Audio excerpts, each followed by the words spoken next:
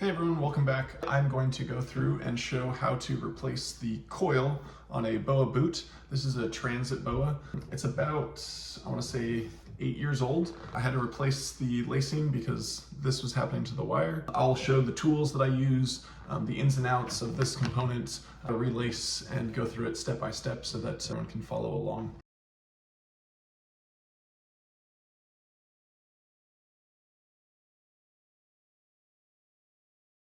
BOA is amazing because they will have a lifetime guarantee on all their components. So I'll leave a link in the description, but you can go to their website and send them images of what components are broken, and they will send you often a dial as well as the coil itself, and then a little tool. And this little screwdriver is definitely specific to the type of BOA you have. I was up at the mountain and they had a different one that was also small, but was not the right hex screwdriver. And so it didn't actually catch on the screw. Them sending it to you is really the best way to go. They're super efficient. It takes them about 3 days to review, and then they'll send you the tool. Huge props to them for backing their lifetime guarantee, and then also sending the correct components for the boot that was needed. So in this case, this is a transit BOA.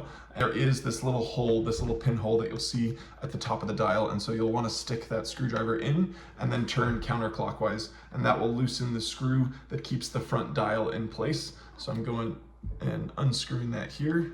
And once that's loose, you can go ahead and pop that front component off. And so this is the new one that they sent me. This is the old one placed before. The new one is quite nice. But we can set that off to the side.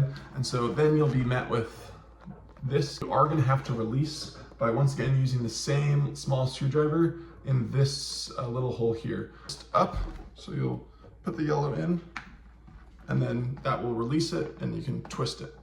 Once you twist in the clockwise direction, then the component, you pull that yellow out, it'll just come off like this. So you can see this is housed in the boot. Once again, it's a clockwise rotation after sticking that yellow screwdriver right into the hole.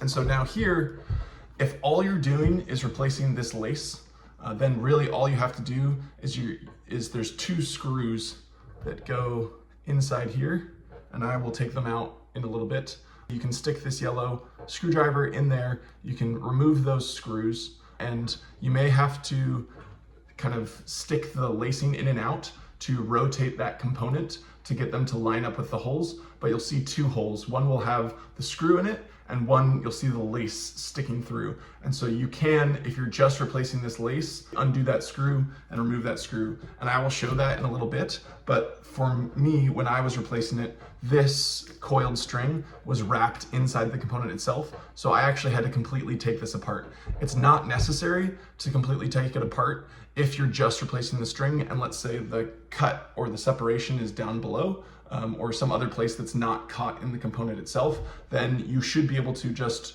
basically remove these screws, input the new laces, and you'll be good to go. You don't actually have to do this next step. So this next step is only if the coil is wrapped around with some sort of stuck.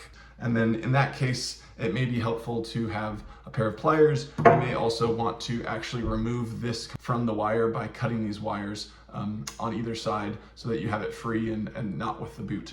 But I'll go ahead and take this apart to show what the inners look like and how you would actually go about fixing any sort of jam that's happened inside. So on the back side, there's 3 screws. This is where you're gonna need your own screwdriver. It is a very small screwdriver, particular to these 3 little screws. And so I will remove those 3 screws. Once you get those 3 screws off the back, then you will remove this plate, and this plate comes in 2 pieces. So you'll see the kind of boomerang-esque shape that comes off the top that aligns everything, and then there's the back plate. And so you can remove this back plate. And then you'll see these gears. So there's 3 gears in the back. There's also likely some lubricant that just keeps the gears rotating smoothly. You might get a little bit on your hands. Oftentimes, if I'm dealing with coil like this, I'm gonna be wearing some sort of glove because this coil can get quite prickly and stick into your hands. But if you're dealing with a nice new coil, not as necessary to use the gloves. These gears, you can pop them out. This is the center gear. It does have a black sleeve across it. Sleeve can sometimes slide off as well, but that is the center gear component. And then you may popping out each one of these 3 gear pieces with a screwdriver. Remove each gear piece like so. Gear pieces and the 3 small screws, as well as the front plate, the boomerang, our center gear should look like this. And so this center metal housing is all one piece. There's only 2 pieces here. There's a plastic piece, the plastic casing, all one piece, and then there's this metal inside housing. And so you can tap or press this metal housing out to be able to access any sort of catch or jam that is in this component. And you will see that the metal wire is wrapped around this center housing component. And so basically you'll just have to work it out and stick a screwdriver in and then rip the wires off of it. Once the wires are ripped off of it, you can press it back into place and put on the coils. So now I'm going to show how these actually thread through. The metal piece inside has to be inside the housing in order to thread that metal back into that housing component. But I will pull out one of the small screws just so that we can see what that looks like. So once you get the screws lined up, there's 2 very small screws in the center. You have to use the same yellow screwdriver that you use to take off the front housing. And this is what actually holds the wire in place. So there are 2 of these. I'm going to remove one now.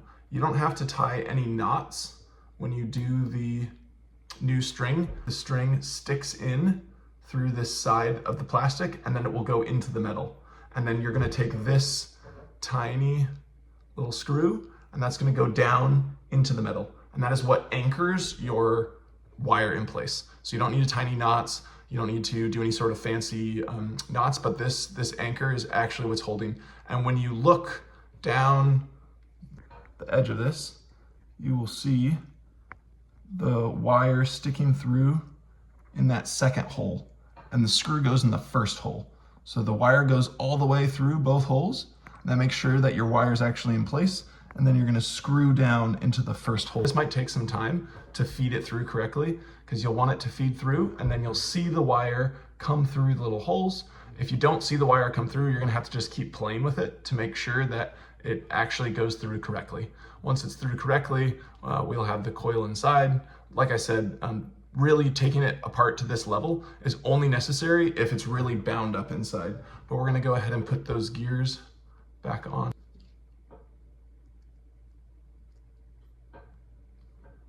And at this point, we're just going to put everything back together. And we stick the center gear mechanism back on through. So it'll look like that. 3 gears, center gear, and then we're going to stick the plate back on. And there'll be a little line up on this back housing to make sure that everything aligns correctly. So that's all aligned. We put the boomerang back on the top.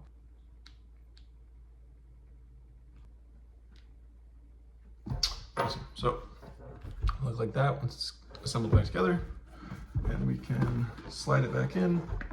Just line everything up and then rotate counterclockwise to lock it in. Press this back on top, and then we'll use that yellow screwdriver to screw it back down. And then just clockwise rotation to screw that back into place. And everything is in order.